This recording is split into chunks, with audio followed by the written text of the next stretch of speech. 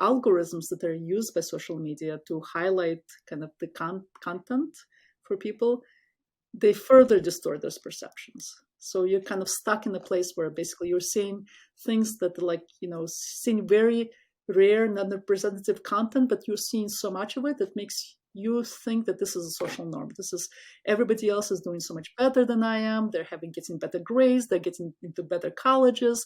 They're having better partners, significant others. They're have many more exciting parties that they're invited to than I am.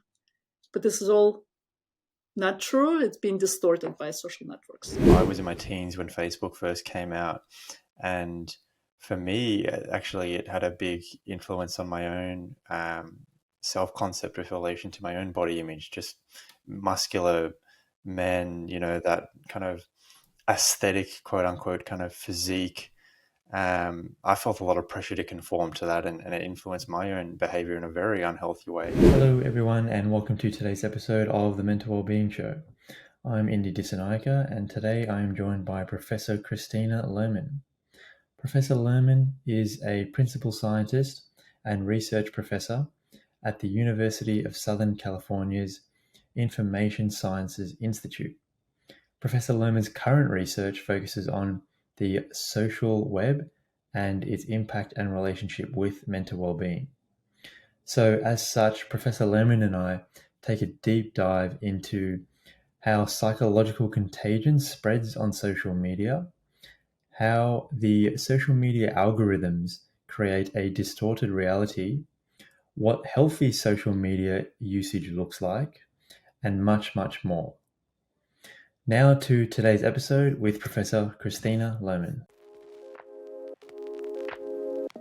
Welcome to the Mental Wellbeing Show, where we take a deep dive into the wonderful worlds of psychology and mental well-being.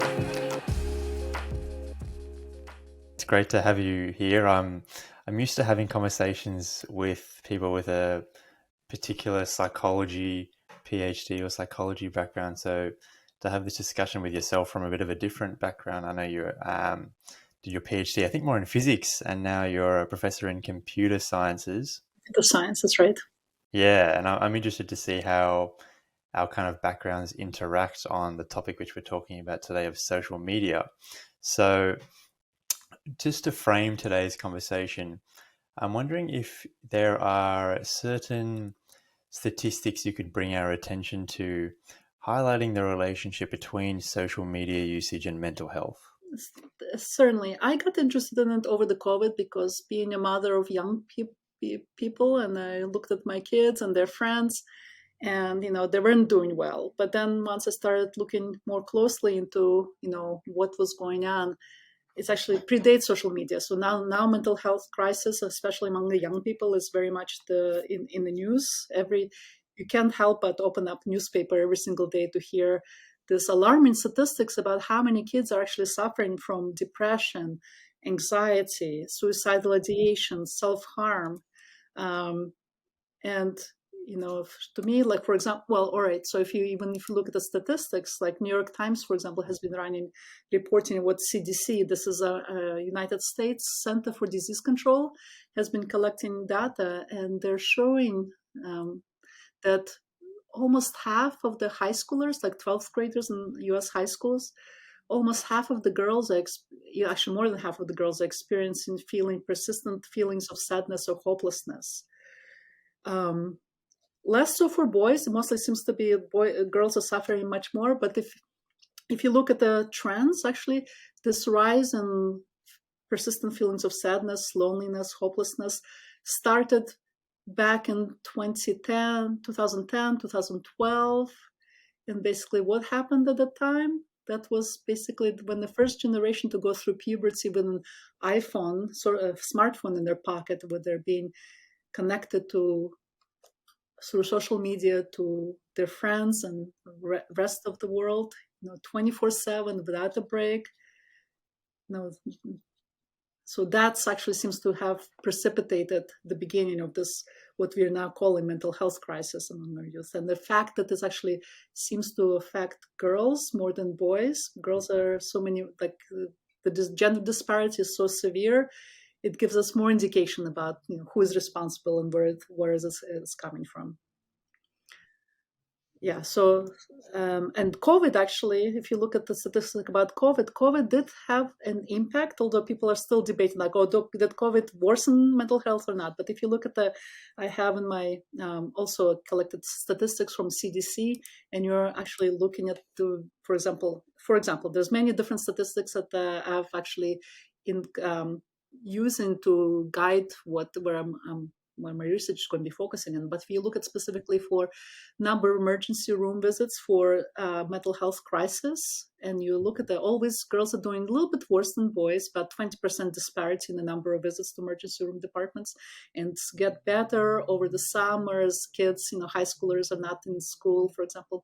And then COVID strikes, and there's a rapid decrease in number of emergency room visits for mental health crisis, because nobody's going to hospitals. Nobody wants to risk getting COVID infection.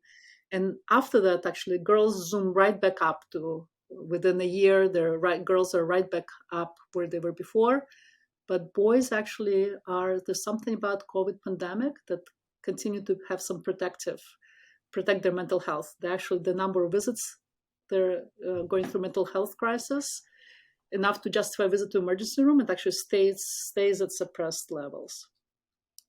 So this is actually a very interesting disparity that points to the fact that it probably is social media, because during the pandemic, what were boys doing? The boys were playing video games, social video games, keeping in touch with friends by playing games. And what were the girls doing?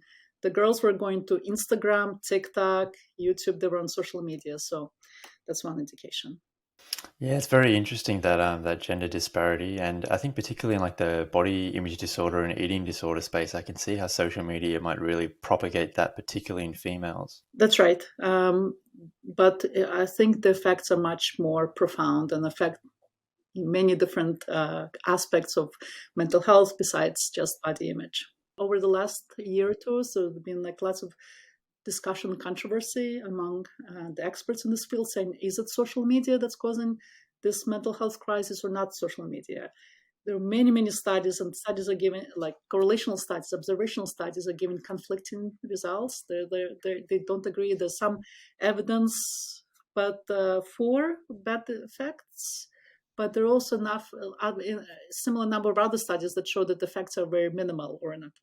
But I think actually more important studies that have been done, there's been about 6 of them right now, real causal studies that are trying to leverage some sort of natural experiments to identify causal effects of this association between social media use and mental health problems. And I think the studies actually, there's enough of the studies to conclusively prove the link. So for example, one study relied on delayed rollout of Facebook across different college campuses in the United States. And so because some schools started using Facebook before than others, they were able to actually use this time delay to show that, social media, Facebook specifically, leads to decreased mental health, increase in anxiety and depression among high schoolers. There was another really great study 2 years ago from out of the UK that used delayed rollout of broadband, so high broadband internet access, to show that broadband use, ability to access the internet through broadband, would decrease mental health of children. Actually, they look specifically at kids in school. So I think now, actually, basically, it's clear that social media is the thing that's access to social media is the thing that leads to decreased mental health of young people. So that study, that first one you mentioned, that was the one by those MIT researchers, right? Bragieri. That's right. Et al. Yeah, and that was interesting because they looked at, because Facebook originally was just at Harvard, right? And then it was eventually rolled out at other colleges, Stanford, Yale, Columbia. So they looked at kind of the mental health levels before that rollout and then afterwards, and saw a decline once Facebook was rolled out, right? That's right. So yeah, there's causal methods they can use this as instrumental variables they can use this to create kind of similar control groups, because so many things could be happening. Suppose if there were just saying, how did COVID affect, for example, mental health? Because COVID is affecting everybody across the whole country. It's hard to disentangle what is being associated with some external events, what is being associated with specifically with social media use. But if there's a delay, they can actually cleverly create control groups that are similar to each other, that they can measure causal effects of introduction of Facebook.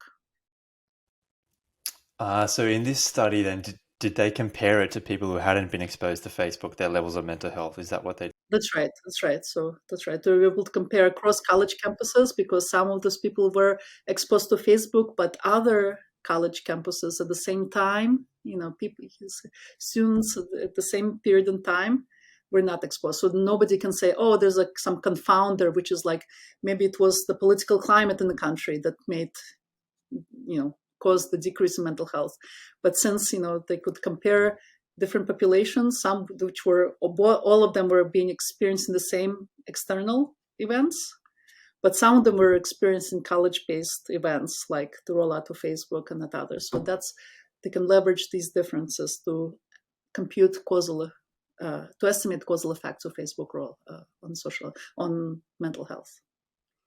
That's really interesting and important because there's so much correlation or cross-sectional kind of research, but to see this, looking at more of the causality, it points stronger to a link between social media usage and mental health declines.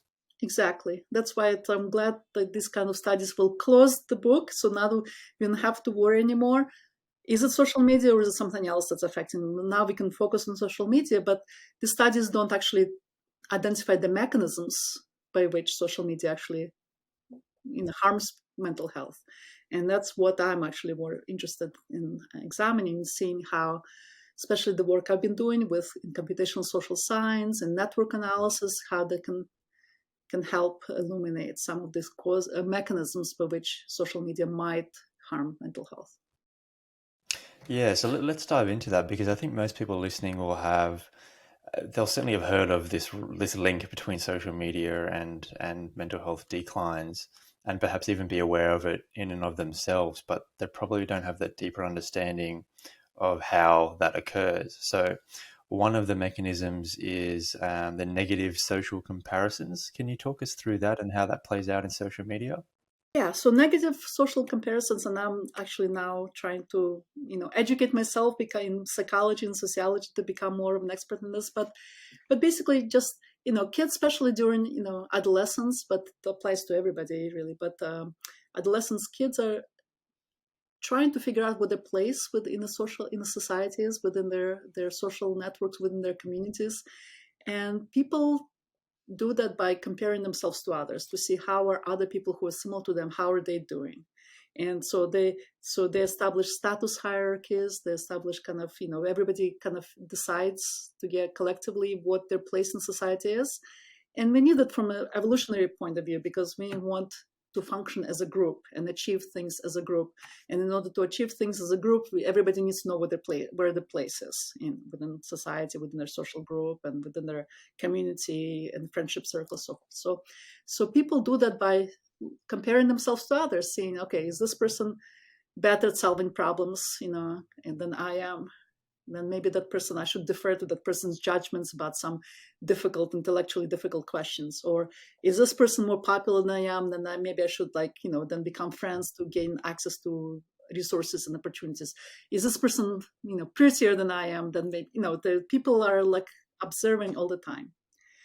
And it's fine as long as people are observing within people they're seeing in real life. First of all, the number of people is much smaller that they're comparing themselves. Even the largest high schools in the United States, they're about 2,000 people or something like this. So it automatically limits how many people you're comparing yourself to. But now social media, that's now, there's no limit to how many. It could be whole world. So that's one problem. And by the way, it's also back, before social, in my days when I was growing up, at least after you leave high school and you go home, at least you're cut off from those kinds of interactions and comparisons. You're insulated, you're free, you can relax. Now, social interactions 24/7. There's no there's no let up. Kids are always on, always interacting with others. But social media by itself, besides opening up the world to so many other people, it itself has some mechanisms that actually distort the social comparison that people should know about. So, for example, people self-presentation is extremely biased. People curate. They show only their best lives. What they choose to present is already non-representative about people's lives. So people, might choose kind of the happiest moments when they're at the party or having some good time. They might share those moments, especially after they edit the selfies to make themselves look the best, for example.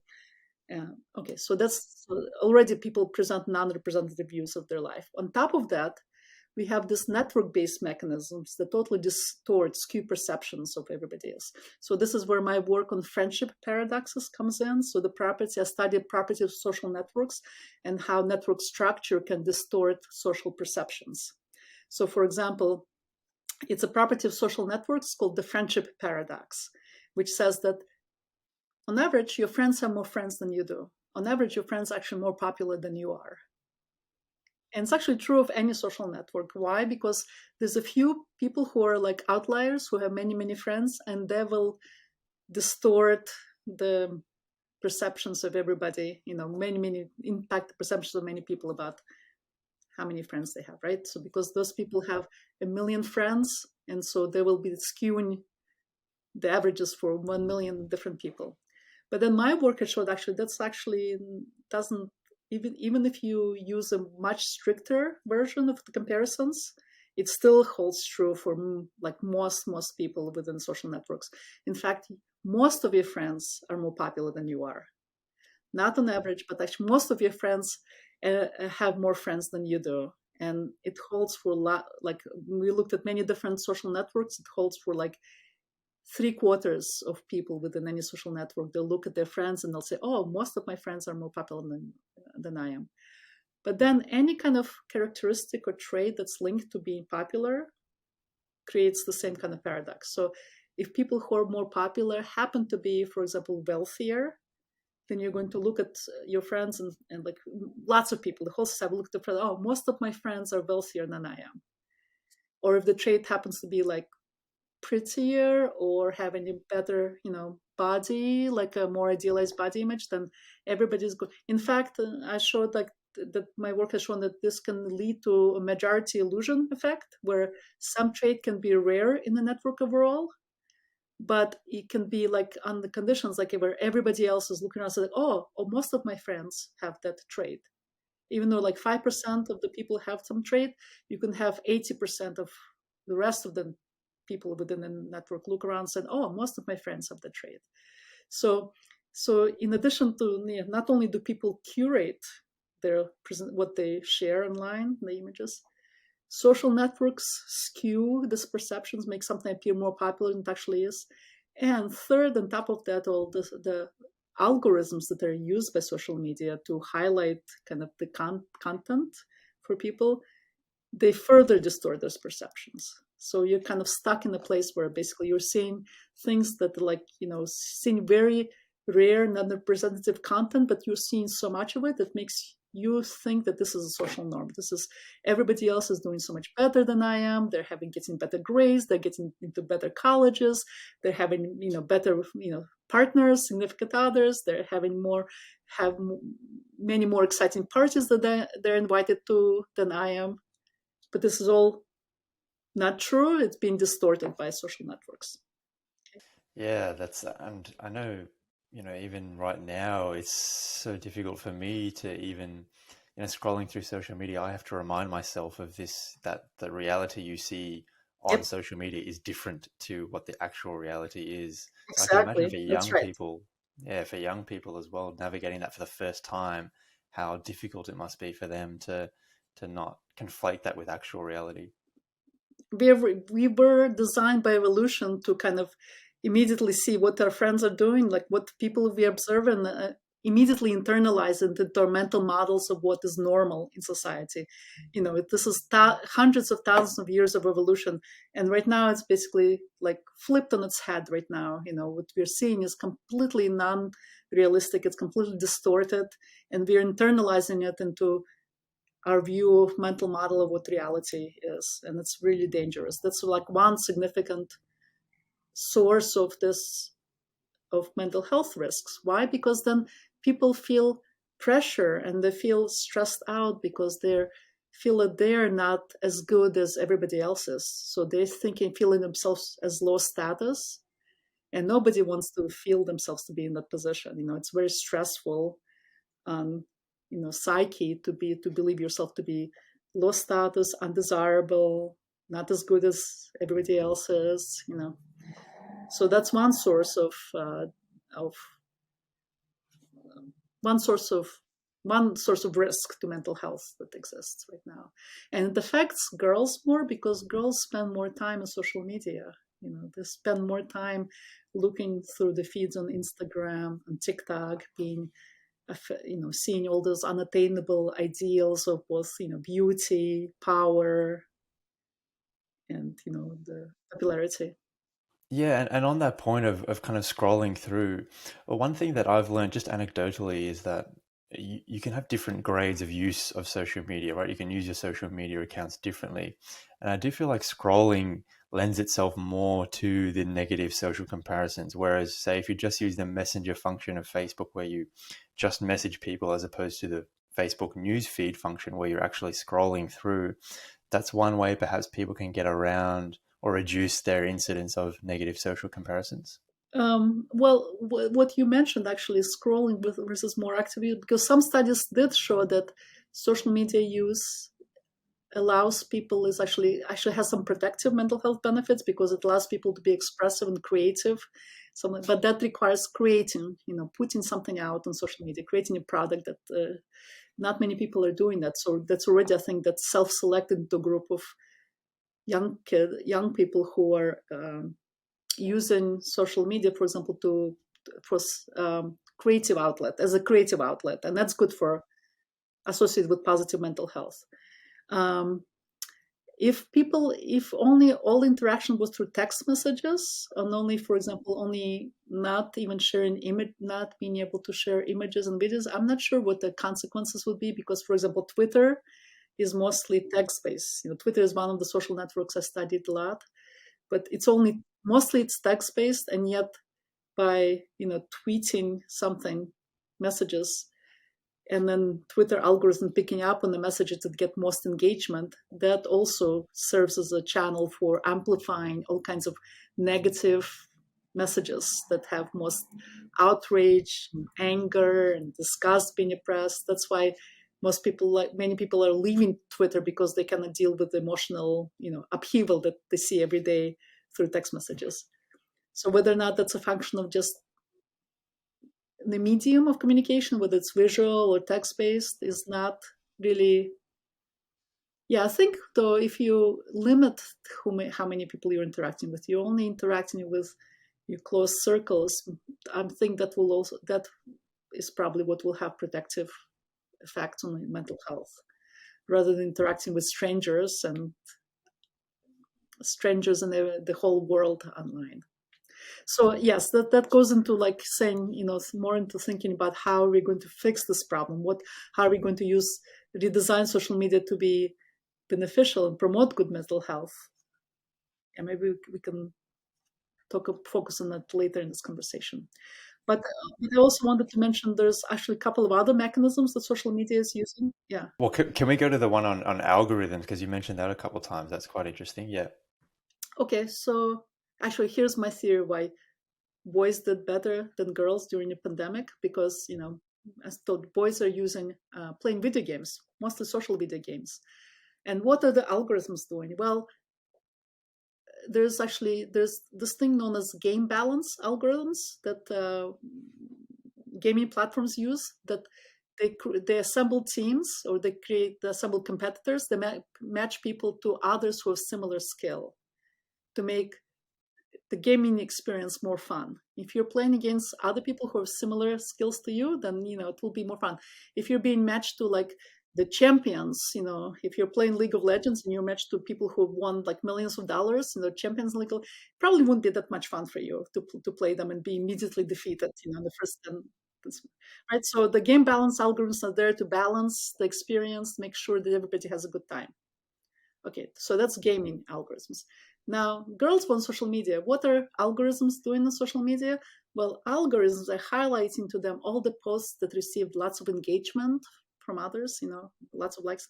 And what are those posts? That's probably content from influencers or content that has emotionally very charged, or maybe it's something that, and why does influencers become very popular? Well, they're probably already pushing these, distorted images of what is good and, popular and beautiful. So the girls are being exposed to this more toxic content. That's what algorithms are pushing them. Whereas the boys playing video games, they're being, algorithms are treating them kindly. So at least I haven't proven it, at least that's my theory why the COVID pandemic has had actually mental health benefits to the boys, but not to the girls. That's part of the reason, at least. Yeah, I saw somewhere in your work as well that like if you were to look up hashtags relating to keto or diet, you were more likely to be exposed to hashtag thinspo or ANA, which I think is the shorthand for anorexia, which I thought was quite alarming. Yeah, that actually brings me to another major mechanism I think is at play here is that there's also these online communities are not always beneficial for your mental health. So imagine there are quite a bit of groups, like for example, there are communities of people who believe that anorexia is a lifestyle, it's a choice and is a lifestyle choice. So anorexia is one of eating disorders. There's several others that are very harmful to your physical health. They actually have a high morbidity, even they're like very, very high mortality rate from these eating disorder conditions. And yet there's some people who believe that they should be, free to starve themselves to attain these, beauty goals. So they inspire each other and themselves by posting this like really toxic content on social media, like thinspo, which is thin inspiration. Hello everyone, just a super quick break from today's discussion to ask for a small favor. If any of the episodes of the Mental Wellbeing Show have brought value to your life, I would be very grateful if you were to hit subscribe or follow. This is how I continue to grow the show and communicate evidence-based strategies out to the community. Thanks for listening, and back to today's episode. But those communities are like those really dark corners of the internet, of social media that have, people who are communities of young people, maybe some young people who are very dark and depressed, and they're talking to others who are also depressed and dark, but I'm just worried they're kind of egging each other on to be even more and more, indulge in their harmful behaviors. So for example, thinspo, the thin inspiration is like they're sharing images to inspire each other to keep starving themselves to achieve these ideals of beauty in their eyes. But unfortunately, those communities are not that hard to discover online because they're like really well integrated to others. So if you want to lose weight, for example, you start looking for information on the internet or on social media, like weight loss tips, dieting tips, it doesn't take very far to discover these dark corners of the social media. And then I'm worried that actually then once you fall into it, it's like being self-radicalized into some, that happens with extremist political views. Somebody might be curious and go online to discover something about this more fringe ideologies, and then they fall into these communities of other people who believe these fringe ideologies, and then they become more and more fervent believers of that ideology, like kind of self-radicalization happens. I'm worried that the same mechanism might also happen with some of these mental health conditions where kind of curious or questioning kids, very curious about weight loss, for example, and then they stumble upon these eating disorder communities promote, and then they self-radicalize, become more extreme in their behaviors by supporting each other in these types of extreme behaviors. Well, yeah, it's that word you use there, curious, something so curious, innocent and healthy, wanting to lose weight perhaps for your health can become very extreme, unhealthy, and radicalized very quickly, right? The way that these algorithms are set up. Yes, especially for girls who are already pressured to look a certain way, to act a certain way, to be like thinner, to hate their bodies, no matter, especially like this. I'm worried that these vulnerable girls who are already predisposed to eating disorders be based on the social norms and expectations, that once they happen to these dark corners of the internet and social media, that they might develop full-on eating disorders, that then will require lots of treatment to get better. And so I know you've seen that the gender disparity, play out a lot in research. But speaking myself from a male point of view, I was in my teens when Facebook first came out, and for me, actually, it had a big influence on my own self-concept with relation to my own body image. Just muscular men, that kind of aesthetic, quote unquote, kind of physique. I felt a lot of pressure to conform to that, and it influenced my own behavior in a very unhealthy way. And we're seeing increasing rates of body dysmorphic disorder, muscle dysmorphia in males as well. Yes, no, that is I'm more familiar with impact on girls of same images, but yes, I have seen studies or seen examples where that's right, boys are also given these unrealistic expectations, images of what the male body should look like, and then they, use, substitute the meals to protein shakes, then in order to, or go to the gym a lot, exercise a lot. Yeah, that can be very dangerous. Yeah, and again, it can be healthy in moderation, but these algorithms seem to expose us to not the moderation, right, to the extreme ends of things, and yeah, it can become very unhealthy. Extremes, that's right, because extremes tend to get more attention, and attention means money for these social media platforms. So, what about the mechanism of psychological contagion? Right, and this is actually something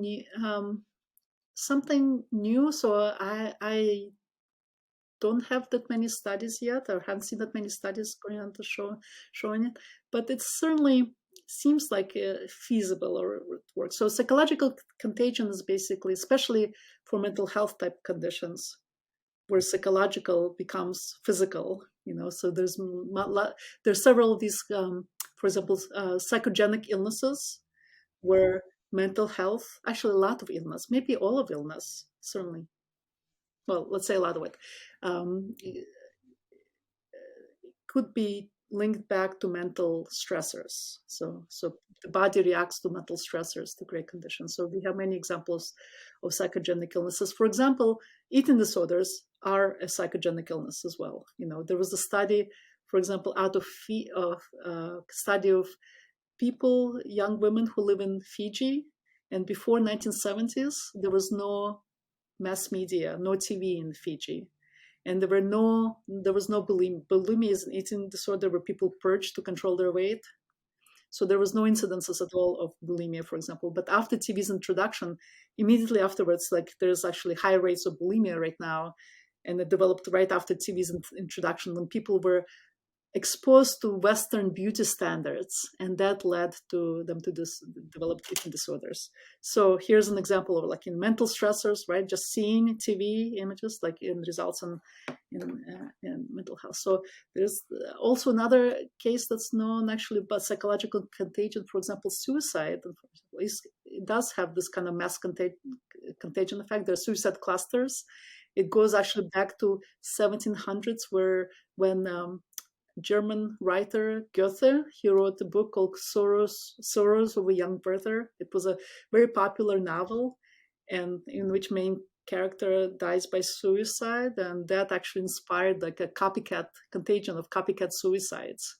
And ever since then, actually, when newspapers report on suicides, they actually have to be very careful to avoid this Werther effect, as it's called, just to not to lead to copycat suicides. So that's another example of psychological contagion. So there's something about like one person's mental states, psychological states, flowing and affecting other people's mental states. So it makes sense that, so you can do it in any number of ways. But I think there should be more research on this. But I think stress itself, when one person is talking about stressors, if you're hearing that, you start getting stressed out. So that's another example of psychological contagion. So, but you can imagine like once it's actually somebody like an influencer on social media is talking about being stressed out and stressors and all this, therefore affects how it might actually spread and propagate. We have studies that show an emotional contagion on social media, through social media, saying that negative emotions, for example, spread from people to their friends and others. That was a study that is a very controversial study in 2015 from Facebook, where they altered the news feeds of people. They made them, for some people, they included more negative emotions content, like their friends post that they expressed worries and fears and anger. And for other people, they put, more positive. And then they could measure then, like the more negative posts people saw, the more negative their own status updates became.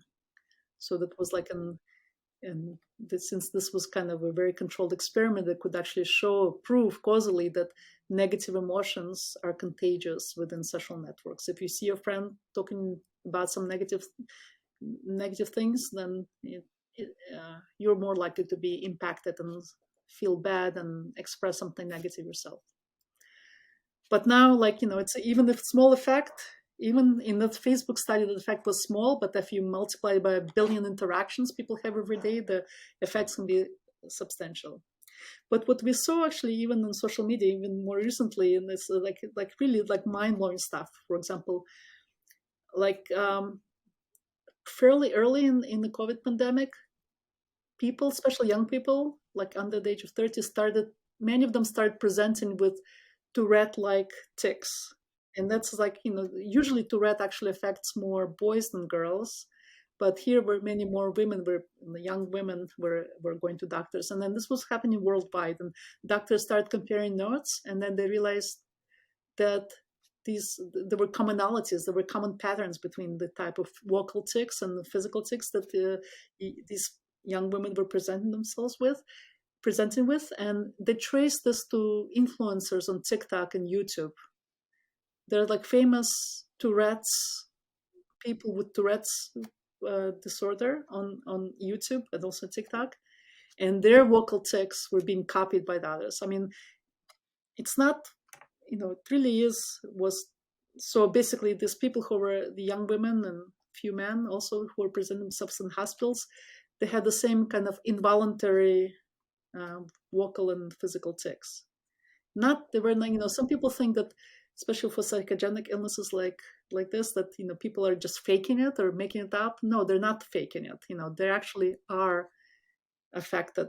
They're completely outside their control, and yet they were being infected, so to speak, through social media by seeing these. They were themselves, I guess, the people themselves were vulnerable already, stressed out, feeling under lots of pressure because of COVID lockdowns, and then. But then the match that lit the fire was social media like YouTube and TikTok, which would expose them to these real tics from Tourette's influencers. Yeah, I saw that. That was crazy to see, because these tick presentations were like quite unique as well. But it was like all these people are having, That's very right. similar, Same if not tics exactly all over the same. world. That's right. Yeah.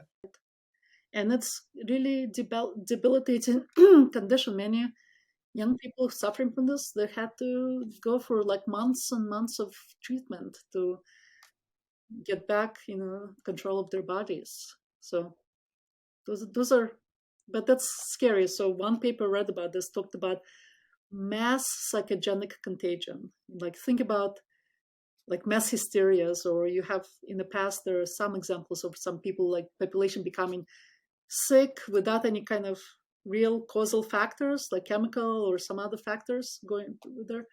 They just becomes a whole school. This happens in schools. That happens in the convents when like some large cluster of people who become all of a sudden they become ill. The reason. Well, now we have through social media like this kind of psychogenic contagion psychological contagion can happen. We can have millions of people become sick all at once. It's like it can be scary. Yeah, I didn't know about the suicide one as well, but that makes sense because whenever I see a suicide report on TV here in Australia or reading a news article, there's always like a line to call the suicide kind of hotline or crisis line if you need support. But I imagine that's because of that effect if there are people who are then thinking about it. Yeah, That's right. that's That's very right. interesting. Yeah. One mechanism I'm curious to hear your thoughts on as well is, do you think that having a higher usage of social media decreases or can decrease the need or motivation for someone to interact face to face with others? I'm not an expert on this, so I'm not a psychologist, but but from personal experience, I will say yes. I've been teaching here at USC. I teach classes, and when hybrid option is available, when there's an availability to see the class online, kids don't show up in class. So even though I'm not an expert, I'm constructing hypotheses in my head to explain this fact. And not that my class is boring, I don't think so. It could be another explanation, but I think notice this happening specifically, during after COVID. I think what's happening is that social interaction, face-to-face interaction, it's stressful. Social anxiety exists for a reason. It is stressful to interact with others face-to-face. It's much easier to interact them through the screen, through just because you can be much more passive. You don't have to. You can just observe and without any kind of social cost, to that. So because social interaction is stressful, especially like kids are avoiding it. Young people are avoiding. They're afraid to kind of show up in class because they're afraid for this face-to-face interaction.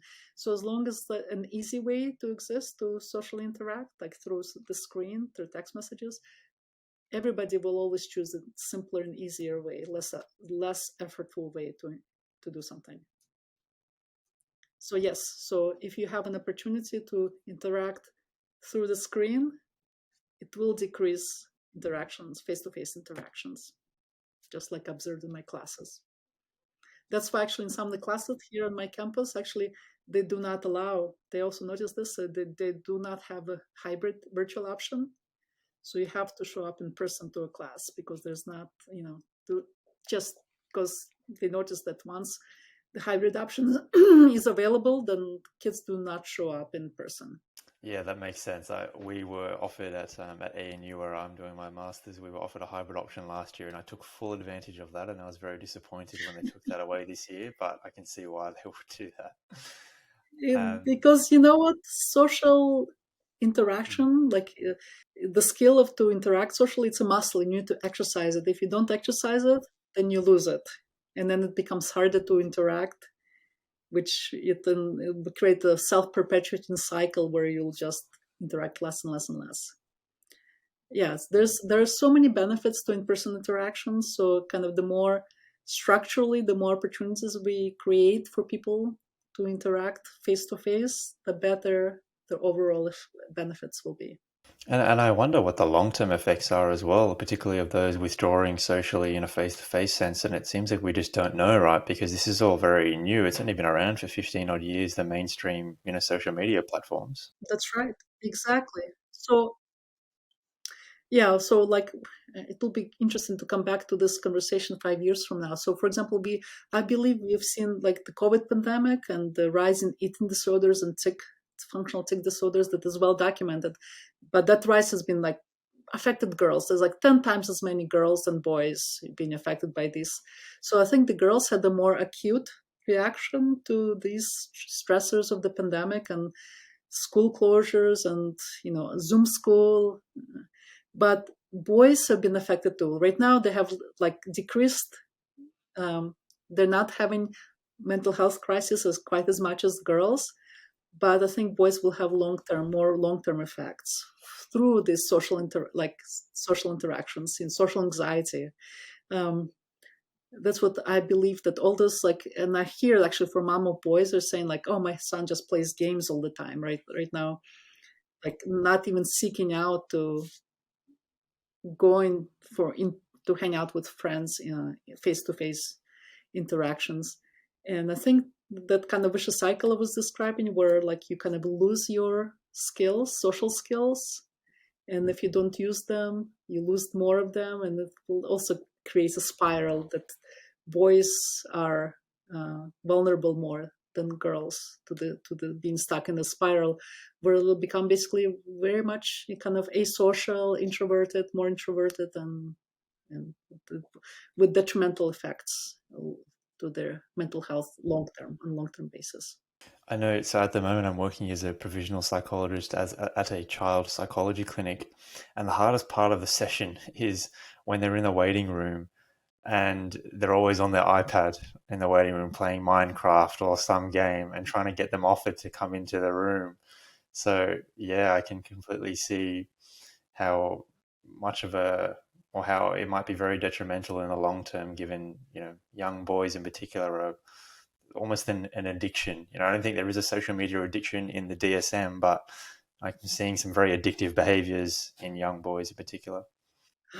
Yes, I'm actually getting depressed right now thinking about it. It's like, even though I have daughters, but what kind of young men will my daughters meet and have relationship with in the future, huh?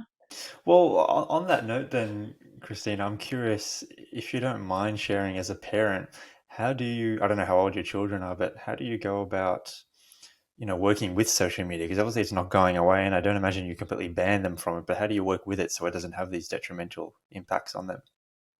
You can't, no. My kids are actually in college right now, so it's too late. But what was not too late, for example, when I grew up, when I was right as I had children, I remember I was against TV. I actually like cut the cord on my cable back in 1993 when I was in graduate school. It's like to me, TV was the epitome of all evil because it was like exposing things. So when my children were born, I told I vowed I decided we're not going to have TV in the house.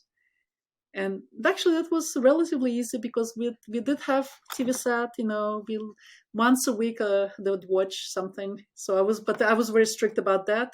And now my kids are actually grateful because if nothing else, then for having a tradition where they have pizza movie night once a week, and they're in college right now, they still love the tradition when they come home. To have a pizza movie night on a Wednesday night. So that had benefits. I wish I didn't know quite as much as I do now. Back when they first got social media accounts, I did allow them to have social media accounts when they were way too young for it. If I were parenting them now, I think I would be much more militant about it and restrict until I don't know. Right now, it's like 13 is way too young. But it's a network effect, right? So because their peers are on it, they want to be on it as well. But yeah, and battling with your children about social media use is not the position any parent might want to be in. But if I can really just get them through puberty until about 16, 18, if parents can hold out and tell them that how about the negative impacts of social media, maybe that will be easier to convey the message and have the kids. I think the kids themselves actually are realizing that social media is bad, makes them feel bad about themselves, and so they're probably more receptive right now to limiting social media use than they were a few years ago. So definitely, for my advice for parents, if you have 12-year-olds and begging you to Instagram account, resist. Tell them about how the negative outcomes for that. And, so social media and mental health isn't confined to just teenagers, right? I'm sure there'll be a lot of young adults listening to this, I myself being one of them, who recognize that I am engaging in unhealthy social media use. Do you have, or are there strategies that people can implement themselves to continue to use social media, but in a healthier way? Because there is such a thing as healthy social media usage. Definitely, and I'm a big fan. I mean, that's why I started studying social media back in 2005 at Sunskin, because it was so exciting to be connected to so many diverse points of view, to so many people with their own unique life experiences. It was fascinating. So there's definitely benefits to it. So, you know, but, and I think we can do it healthily because, we have, our frontal lobes are developed, we have self-control. I think moderation is always, I guess, like be conscious of how much you use social media. That's what I try to do. Like, I don't. It's so easy to mindlessly reach for the phone whenever you have like some 2 minutes and like start scrolling. It's like I find myself like being drawn to it. It's turning on my phone just even without thinking. Well, put the phone away, make it less easy for you to mindlessly kind of reach out and act. And then when I'm using social media like Twitter or something, like I set limits for myself. It's like, okay, I'm going to use it for 20 minutes, check out what people are saying, and then I'm going to put it away after 20 minutes. And I think that works because, sometimes when I'm upset, like for example, about political events, I find myself I find I start scrolling through social media more just to deal with my being upset. Although that probably doesn't help, makes me more upset. If I'm upset like a political situation, it sometimes though it helps me to see others who are also similarly upset about political situation and expressing their thoughts. So that can be like a calming strategy as well. But the key is not to overindulge, not to use it too much. I like, I think, what you're referring to there as well, which is like being conscious of your emotional state when you are using social media. What value does it actually add? And it can in some ways, but maybe when you scroll, or when I scroll for half an hour at the end of a day through mindlessly, essentially through Facebook or something, and I put it down, I recognize that, oh, you know what, that was a waste of time. I don't actually feel any better at all. In fact, if anything, just feel like I just wasted my time. There's an element of guilt. So, and then taking action based on that. Mm. Yep, and I know, and I know people who said they had to delete their Facebook or their Twitter account because it made them feel bad. It made them feel stressed out, and certainly also that's also valid response to being overwhelmed. So definitely, like if you feel like it's too, like social media content is too much, but the young people to whom, if it's the basis of your kind of, connecting with friends, seeing what they're up to, yeah, it's deleting the account is not really an option. But then maybe being more judicious about also, especially if you're constructing your social networks, like don't link to like people with million followers. Do not link up to them. That's probably the more noxious and toxic people online are the ones who have parlayed their reputation into lots and lots of followers. So yeah, I think actually people should really be focusing on their inner circles of friends. Even in social media, use it social media to kind of to help promote their own social circles rather than to connect with influencers who are putting social media content online for financial gain anyway. So they're not being really, don't offer much of value to you personally. And I think there's a valuable tips based on how you can use social media. And I also wonder, more from a psychological point of view, if there are kind of like underlying personality traits or personality profiles that make someone more vulnerable to the negative effects of social media. Like, for example, if you, as a 13-year-old, when you first jump on social media, have pre-existing low self-esteem, it makes sense to me intuitively that those social comparisons are going to worsen your mental health a lot more than someone with perhaps more healthy self-esteem. So I don't know if there's been any research on that, but I feel like there are personality traits that might kind of mediate the impact it has on your mental health. Yeah, no, that's a really good question, interesting question. I have not looked into it, so I'm not familiar if there's any personality associations with social medias. I used to I remember one observation, the one link between personality and social media platforms. I remember saying oh, Snapchat is a social platform for introverts, and Instagram is a social platform for extroverts. And why? Because Snapchat, for example, highlights the kind of things that Snapchat highlights, for example, having long streak with one person only, you and that's oh, you have a 40-day streak with this person. That's kind of interactions that introverts like, right, and highlights them. Whereas Instagram highlights, you have so many followers, you received this many likes. Although actually right now they're hiding the number of likes, thank goodness. But before that, this is what they chose to show to amplify the value. They just they would highlight how many followers somebody has rather than the depth of their interaction with one. So that's why I was saying oh, Snapchat is a platform for introverts. Well, yeah, it'd be very interesting to see because like we said, right, it's a very novel area, and interesting to see the long-term effects and also some of these unanswered questions. Yeah, and long-term, I'm sure social media use is changing the brain. It's good. Its effects are fundamental down to the physiological level. The brain, especially because the young kids, their brain is still developing. Having this type of quantifiable interaction, seeing oh, you posted this is how many people have replied to your post, so many followers you received in this. Those types of social cues, I'm sure they're changing the brain somehow. And the problem is right now we're flying blind. We are using it without knowing its long-term benefits on our bodies, on our minds, on our brains. Yeah, watch this space.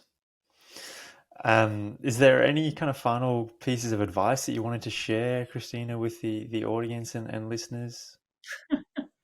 Yeah, but it's just looking forward. For example, right now we're just barely catching up with what the harms that have accrued over the last 20 years, a little bit less than 20 years use social media. We're not even ready for the next step that we're going to be doing and taking. And the next step is going to be probably based on AI. And I'm sure you've heard of all these new AI technologies, that the conversational AI that's coming out. A lot of people we're going to be meeting online are going to be this type of AI chatbots, and we will not even know that. So that's the next step of how it's going to change social interactions profoundly and dramatically, and we won't know how until 10 years later. So everybody better be careful when they go online and using social media, because things are changing still, and they're about to change even more dramatically. Yeah, so a rapidly evolving world, isn't it? Yes, that's right. And that was Social Media and Mental Wellbeing with Professor Kristina Lerman. That was a really enjoyable, not just a really enjoyable discussion actually, but it was really enjoyable researching through Professor Lerman's and related papers. This is a topic that obviously applies to everyone. If you're watching this or listening to this, I dare say that you have multiple social media accounts, as do I. And it certainly provoked a lot of thought and reflection as to how and which social media apps I'm going to delete and minimize my time upon. But I think the biggest takeaway was Professor Lerman's revelation on the mass psychogenic illnesses. That's something I've never heard of, and understanding how, what happened with the Tik disorders in Germany with Jan Zimmerman, the YouTuber there, as an example of that mass psychogenic illness, was a really big and surprising revelation for me, and just a very interesting and novel finding. Anyways, I hope this episode and deep dive had a lot of value for yourself. If there's anything that you want to share or even ask Professor Lerman, please post on the comments below and I'll shoot through your questions and comments to her. Thanks very much, and stay tuned for next week's deep dive into attachment-based parenting with Dr. Dave Pasalic, who's a special guest, given he's not only a subject expert but is also a former lecturer and mentor of mine, if you like. So stay tuned for that one with Dr. Dave Pasalic.